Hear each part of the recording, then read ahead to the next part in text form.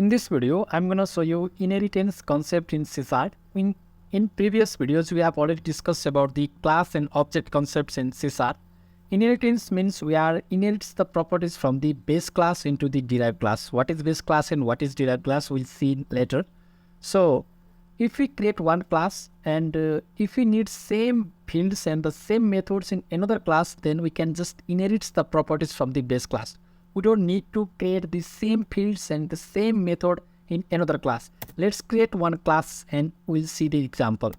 So class student, you can say the student 1, and inside this class I'll create one field's name. So I will create one field. So string default I want to make it as public. So public string SER12 school name.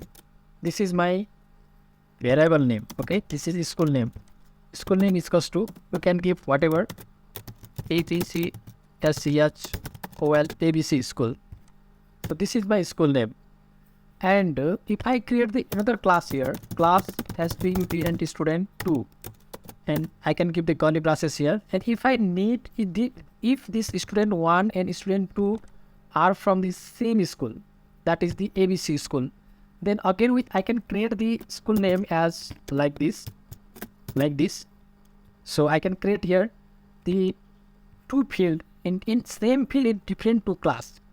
So student 1 also it contains the school name as ABC school, and student 2 it also contains the school name as ABC school. But we have to follow in all programming language, that is the drive principle. What is drive principle? Drive principle means do not repeat your code. So if this school name is already existing here, then we do not have to write this code again here. So I can just type here the colon and I can give the class name, that is student 1. This means that I am inherits the properties from the student 1 into the student 2. It means that now student 2 also contain the school name. So it also has the field name as school name. So how can I prove this? So let's create another class main class, and inside this class I can create my main method static void main, and then inside this class I can create the object of student 2 class. I'm not making this object of student 1 class because already student 1 class has the school name as the field, or you can say the variables, but I can create the object of student 2 class. So student 2 is equals to student is equals to new student. So I'm creating the object of student 2 class, and inside this again I want to try to access the school name from the student 2 class.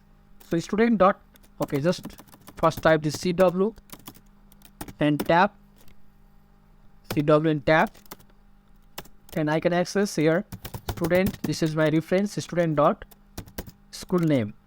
And if I type the school name here, now if I run this code by pressing the Ctrl F5 or run button, so you can see our code is running here and we are inherits the properties from the base class into the derived class. Okay, I will show you the which is base class and which is derived class also. This code is running.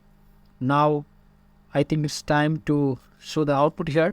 Now this my code is okay.